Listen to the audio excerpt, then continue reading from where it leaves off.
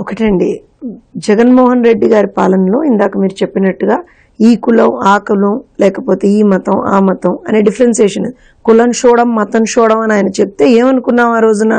ఓహో, నిజంగా అందరికీ న్యాయం చేస్తాడేమో అనుకున్నాం. కానీ ఆయన ఆ విషయాన్ని దేని గురించి చెప్పాడు?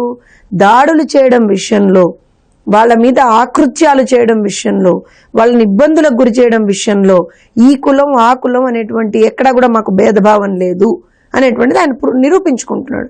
ఎందుకంటే దౌర్భాగ్యం ఇవాల్టి రోజున రాష్ట్రంలో ఇది మొదటిసారి కాదు. ఇదివరకు భీమవరంలో చూసాం, అంతకు ముందర కర్నూలు జిల్లాలో చూసాం. అలా మనం చెప్పుకుంటూ పోతే అసలు దానికి ఒక అడ్డు అంటే అంతు పొంతు లేనటువంటి ఒక వ్యధ అది.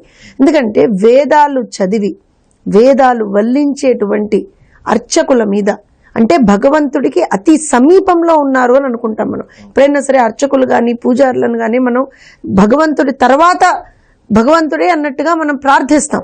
అలాంటి అర్చకుల మీద, అలాంటి బ్రాహ్మణోత్తముల మీద ఏ రకంగా అయితే వీళ్ళు దాడులు చేస్తున్నారో వీళ్ళని రాక్షసులు నాకు ఇంకేమనాలి?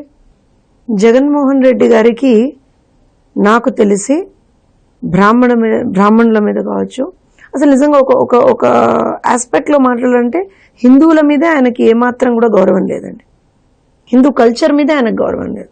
ఎందుకంటే మీరు గమనించండి, ఇప్పుడు ఎవరైనా సరే మన ఇప్పుడు లెట్స్ సే ఫర్ ఎగ్జాంపుల్ మనం హిందూ అయితే మనకు సంబంధించినటువంటి దేవుళ్ళని మనం పూజిస్తూనే మనం చర్చిలకి వెళ్ళినా అంతే, వాళ్ళ పద్ధతుల్ని మనం ఫాలో అవుతాం. అలే ఒకవేళ కనుక మనం ఇంకా ఏ గురుద్వారాకి వెళ్ళినా మసీదుకి వెళ్ళినా ఎక్కడికి వెళ్ళినా సరే వాళ్ళ పద్ధతుల్ని మనం ఫాలో అవుతాం. లెట్స్ సే ఫర్ ఎగ్జాంపుల్ ఇప్పుడు రంజాన్ సీజన్ అండి, ఖచ్చితంగా ఇప్పుడు నిన్న కూడా మా నాయకుడు నారా చంద్రబాబు నాయుడు గారు కుప్పంలో అక్కడ ఉన్నటువంటి ముస్లిం పెద్దలతో అందరితో కలిసి ఇఫ్తార్ విందులో పాల్గొన్నారు. సో మనం వాళ్ళకు ఉన్నటువంటి వాళ్ళ ఆచార విధానాల్ని అన్నిటినీ కూడా గౌరవిస్తూ మన ఆచార విధానాన్ని మనం గౌరవించుకుంటాం. ఎవరైనా చేసేది అదే. కానీ దౌర్భాగ్యం ఏంటంటే జగన్మోహన్ రెడ్డి గారి థాట్ ప్రాసెస్ ఎలా ఉంటుందంటే, సాక్షాత్తు తిరుమల కొండ మీదకి వెళ్ళి కూడా కనీసం డిక్లరేషన్ మీద సైన్ చేయనటువంటి ఒక వ్యక్తి. మర్చిపోకూడదు సార్ మనం అది. తిరుమల కొండ మీదకి వెళ్ళి డిక్లరేషన్ మీద సైన్ చేయలేదు ఆయన. నాకు ఈ దేవుడి మీద నమ్మకం ఉంది, though I'm not a Hindu, because he says that I'm not a Hindu, so నాకు ఈ దేవుడి మీద నమ్మకం ఉంది అన్నటువంటి ఒక డిక్లరేషన్ మీద సైన్ కూడా చేయకుండా ఏ రోజు కూడా సతీ సమేతంగా వెళ్ళడు ఆయన. ఏ రోజు సతీ సమేతంగా వెళ్ళడు. అలాంటి జగన్మోహన్ రెడ్డి హిందువుల మీద ఎందుకు, ఆయనకి హిందువుల మీద కావచ్చు, హిందూ దేవాలయాల మీద కావచ్చు, హిందూ దేవుళ్ళ మీద కావచ్చు, ఎవరి మీద ఆయనకి ఎందుకు గౌరవం లేదని నేను అంటున్నానో మళ్ళీ చెప్తాను మీకు. ఆయన మన సంక్రాంతికి అనుకుంటా దేవుడి దగ్గరకు ఆయన వెళ్ళలా, దేవుడు సెట్ని తెచ్చి ఆయన ఇంటి దగ్గర పెట్టాడు.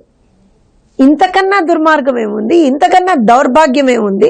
ఇంకా మీరు కూర్చుని ఆయన ఏంటండి ఇలా చేస్తున్నాడు, ఆయన ఏంటండి నోరు తెరిచి మాట్లాడంటే, ఆయనకి దేవుళ్ళ మీద ఏ మాత్రం కూడా గౌరవం లేదు, హిందువుల మీద గౌరవం లేదు, హిందూ ధర్మం మీద గౌరవం లేదు, బ్రాహ్మణుల మీద గౌరవం లేదు.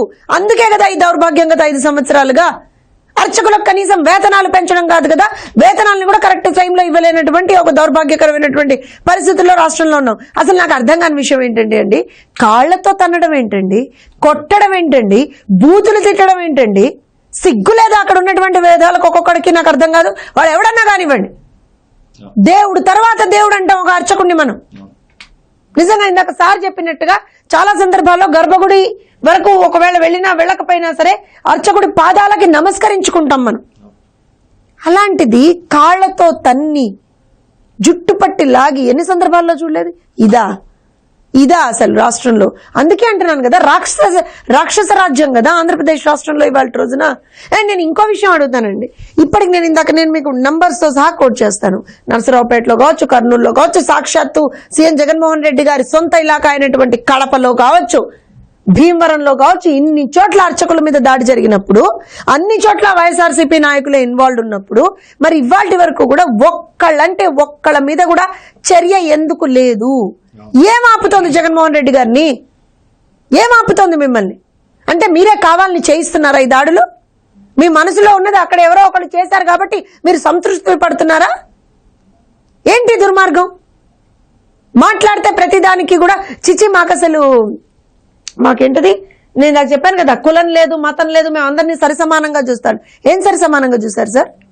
ఎక్కడ సరి సమానంగా చూశారు సార్? నేను మీకు ఇవాళ చెప్తున్నానండి, మీకు గుర్తునుంటే గుంటూరు జిల్లాలోనే అనుకుంటా, గుంటూరు సమీపంలో ఒక చర్చికి సంబంధించినటువంటి కాంపౌండ్ వాల్ కి సంబంధించి ఒక చిన్న గొడవ జరిగితే సాక్షాత్తు అప్పటి హోమ్ మినిస్టర్ గా ఉన్నటువంటి వ్యక్తి అక్కడికి పోయి దాన్ని సాల్వ్ చేశారు.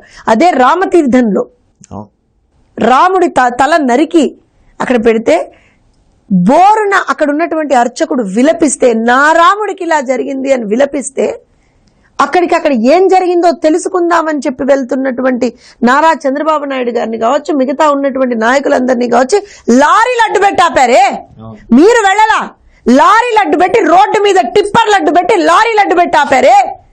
మీరా ఇవాళ రోజున వచ్చి మాట్లాడేది బ్రాహ్మణుల గురించి, బ్రాహ్మణులకు ఉన్నటువంటి వీటి గురించి?